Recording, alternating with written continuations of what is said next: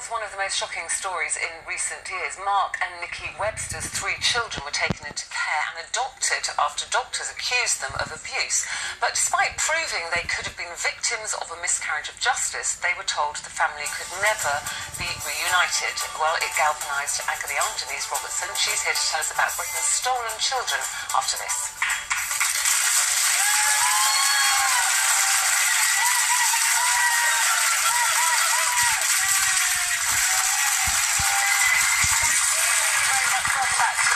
Our guest today is Britain's best-loved agony aunt. Your second, obviously, Connie. 25 years she's been answering the nation's problems. Please give a very, very warm, loose woman welcome to Denise Robertson.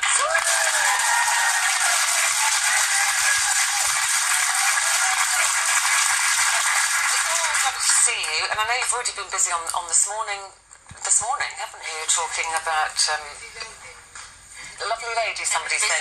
A busy lady, she is indeed a busy lady. And you've been a very busy lady because you've written a book. And we know you've written lots of books, Denise, but it's a fiction, but it is based on a true story, isn't it? It's called Don't Cry Aloud. So tell us what it's based on and why you wrote it. I've written it because if I write about anything else, if I write about chewing gum being left on the pavement, I'll get hordes of letters. If I write about children being taken wrongly and put up for adoption, then nobody will write to me at all except the people who are involved, the people it's happened to. And I think there's a perception out in the public that you don't have your children taken away unless you've done something wrong. Yeah.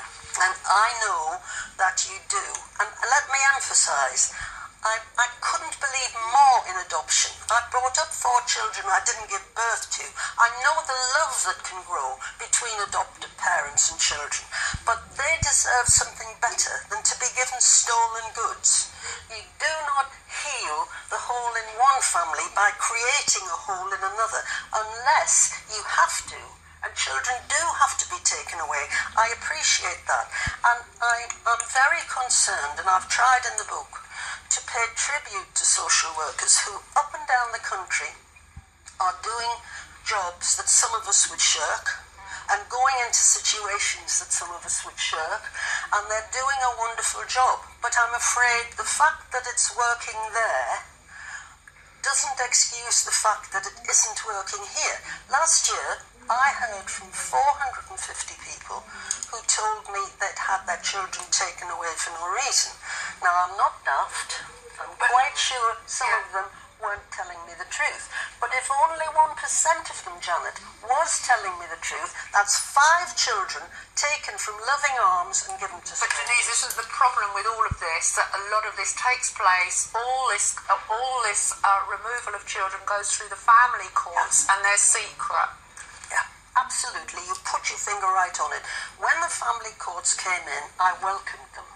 I thought, we're going to have an environment that's there to help. I now liken them to the Star Chamber.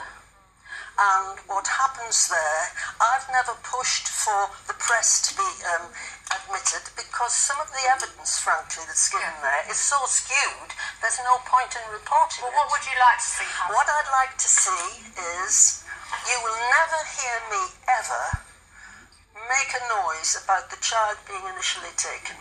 Because where there's a scintilla of doubt, you remove the child to a place of safety. Well, they say social workers, they're damned if they do, damned if they don't. But after that, there must be a proper appeals process.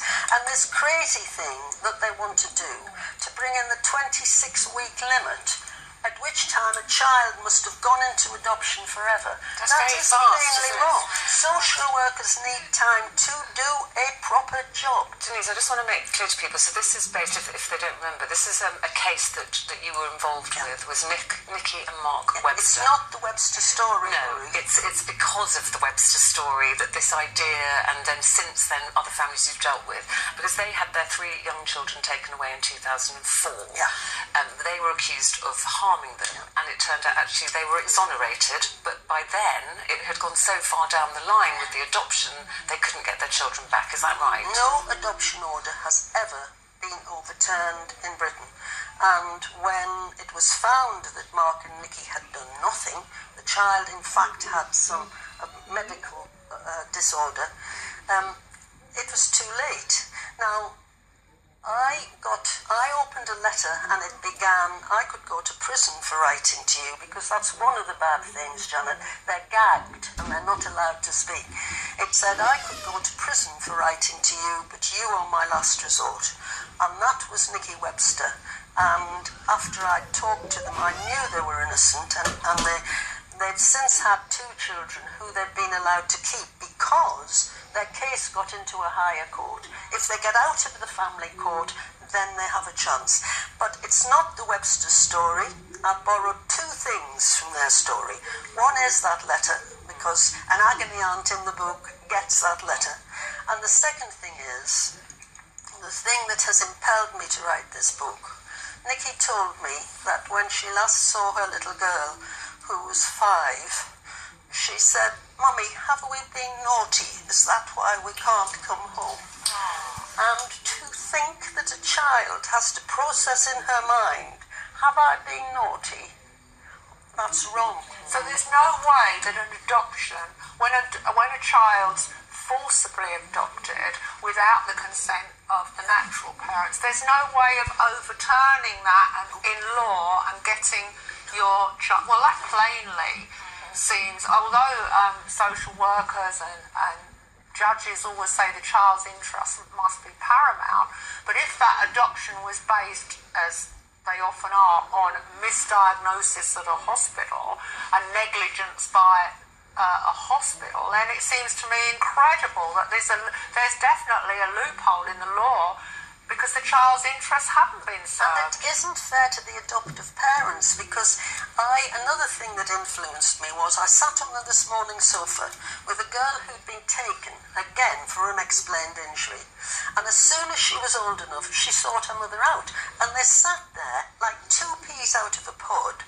And she was so overjoyed to be back with her mother. And all the time I'm thinking about the couple out there who for 15 years had given love and spent money and energy thinking we've got a child for life. Now, she loved them, she honoured them, she respected them, but she wanted to come back home. And it's only a child who's had bad experiences of home who, in my opinion, will flourish in adoption and want to be there.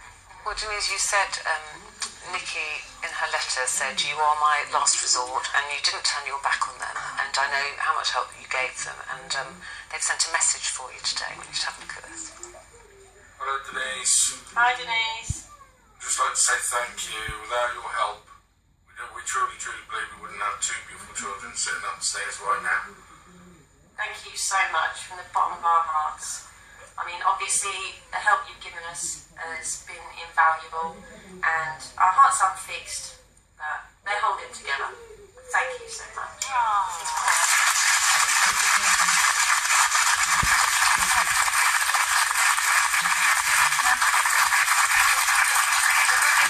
Don't cry aloud. It's always lovely to see you, Denise, and thank you from all of us too. Thank you. Denise Robertson.